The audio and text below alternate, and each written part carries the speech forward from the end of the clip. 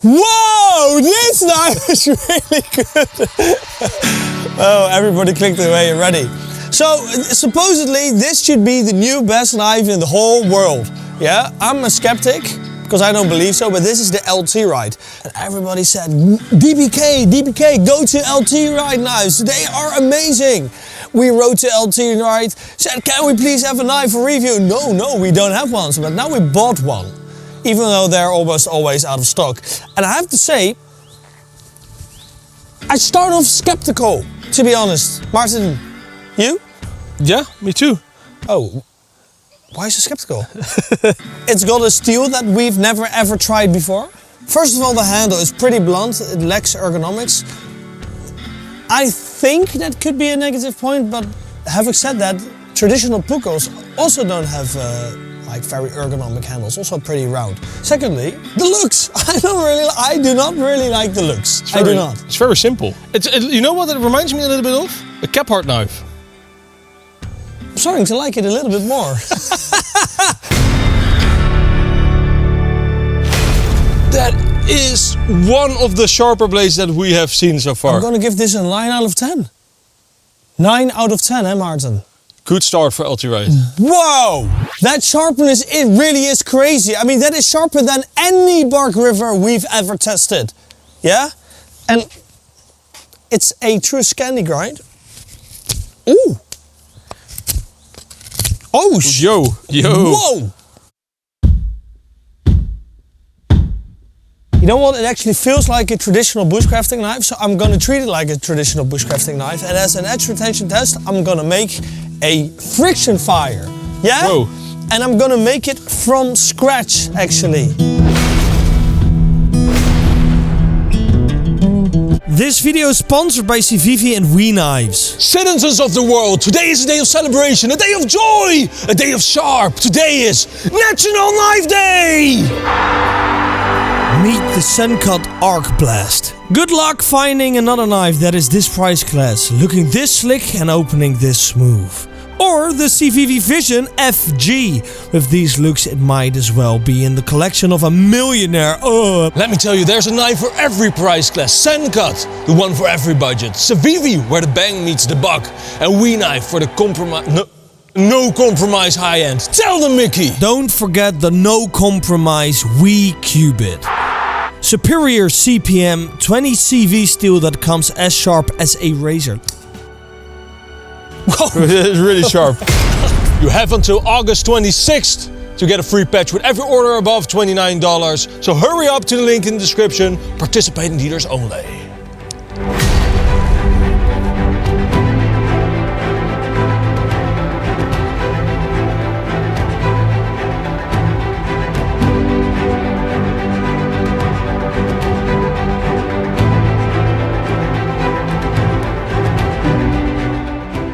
You know what, Martin? I have to say, I am very impressed.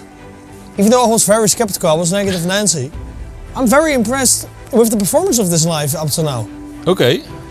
And the carving capabilities of this knife, I mean, it's a pretty thick knife. It's not very thick, it's just like the perfect thickness for bushcraft. But normally that's a little bit thick for the finer carving, but even with the thick handle, the broomstick handle, it is a nice carver. I'm gonna use the piece that I started with.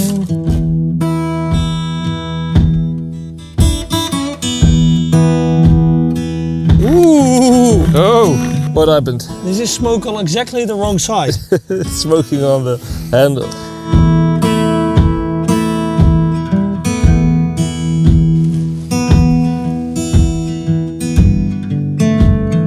Finally, I have found the weakness of this knife. And that is, you can't really choke up on the knife because this is pretty thick here. It doesn't really give you that nice feel. Yeah, I'm giving it a 7.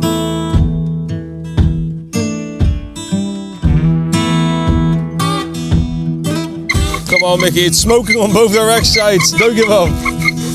Oh, this is hard. Oh my God. It was smoking harder from the top than it was from the bottom. Yeah, that's a problem. Oh, the sound. I hate it. the top part is so much friction somehow. The problem I was having was with the top, the so-called bearing block, which keeps the spindle in place. It was burning harder than the baseboard, which is not good. So I had an idea. I wanted to use some of the bone, which was unusable as a bearing block, and make something that would be a hybrid tool. And I could also do a slight destruction test, because bone almost always damages knives. So let's see how this one holds out. Oh yeah. It does chip. I mean, But it's not bad. I mean, you can actually sharpen this up pretty easily. Well, we're gonna do that later in this episode because we'll do edge retention test. Yep. So after a lot of failed attempts, I put a carved piece of bone in the center of the wood for less friction, and then this happened. One motion. One sound.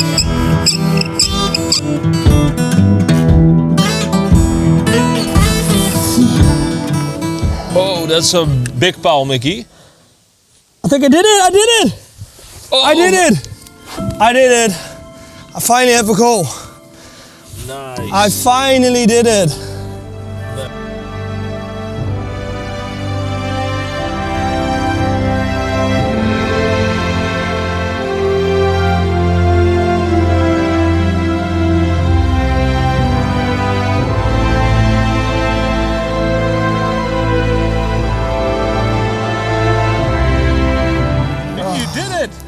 Oh man, this was one of the hardest we've ever done. Oh, you said you It really was hard, this one, Martin. Jeez. It rained yesterday. You used all new materials instead of pre-dry. Now do a little bushcraft boy dance.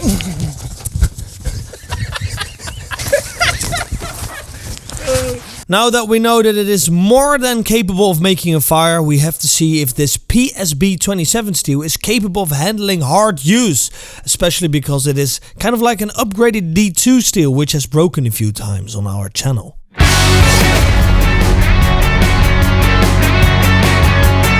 So after all the tests, yeah, I know it has edge damage, but the start of the edge, and you know what? That actually does pretty well.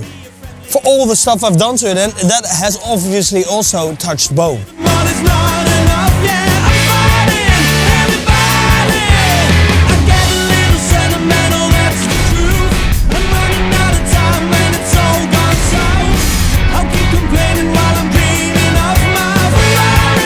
Oh no, that feels so bad. Oh, it feels so bad. You know what? Oh, the knife is bent again. Oh no, why are we doing this all of a sudden? Just bending all knives in wood. This is so much stress. I'm gonna take it out. We're gonna baton this knife in this wood. But first I wanna show you some other things. You just split a piece of the wood. Really? Why is it not coming off? Okay. Whoa. Woo! Okay.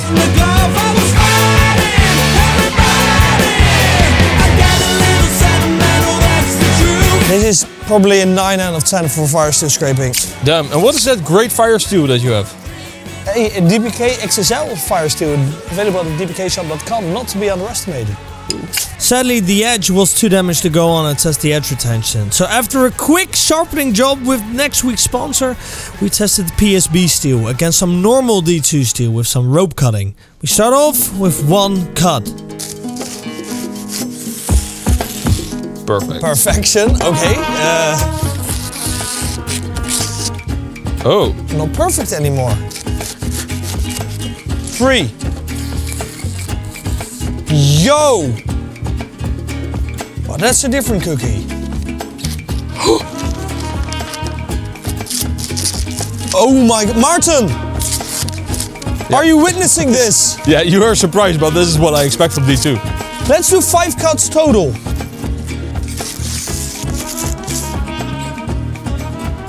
Martin, this is real good steel. This is real good steel. What would you compare it to? Like 3V? It might have better edge retention than CPM 3V. You know that? Yeah, I mean CPM 3V is like 3 to 5 cuts. Yeah, and this does 5 cuts, and I'm gonna say it has better edge retention than CPM 3V. Okay. But It definitely compares to other super steels. I don't think it has the toughness like a 3V would have. What I call a sharp Martin, knife. It's so stupid. And I mean, it's as if we're like only making reviews of good knives. Yeah, but we are kind of picking good knife reviews. Yeah. Hey, can you show the knife? I mean, this is very clean and very sick. The last thing we're doing is carving, because it felt like a beast during this video. And to do that, we'll time how long it'll take to make a 10-pack. So because we normally time it that we have to chop a piece of this from a stick, I'm also going to chop it from both sides, just to make it fair to the other videos. And go. Whoa. I love that.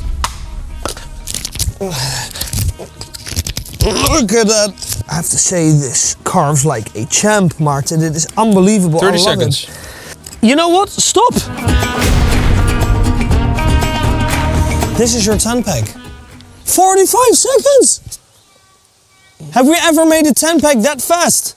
And you know what? I know why this is so fast, because you can abuse it hard and it still carves hard. So I think this is the only knife that gave us that combination where you can abuse it so hard but it still carves like a actual puko. Yeah. This is sick, Martin. This is actually So, a first. what would you rate it now for carving? I'm gonna give it like a good 8. Whoa. Good 8. It's Good just like 8. the handle is maybe not that nimble.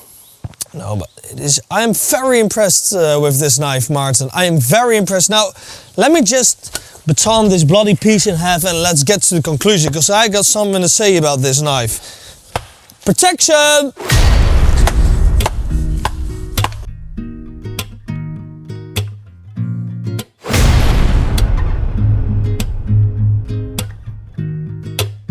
Holy shit, it just did it! Oh my god. And I was filming this giant knot in there. You know what? You are never gonna baton a piece thicker than and more difficult than what I just batoned. Yeah. Because that would just be stupid. So basically, it sums it up. This knife can baton whatever you want. You know, I started off very skeptical. Let's just get to the conclusion.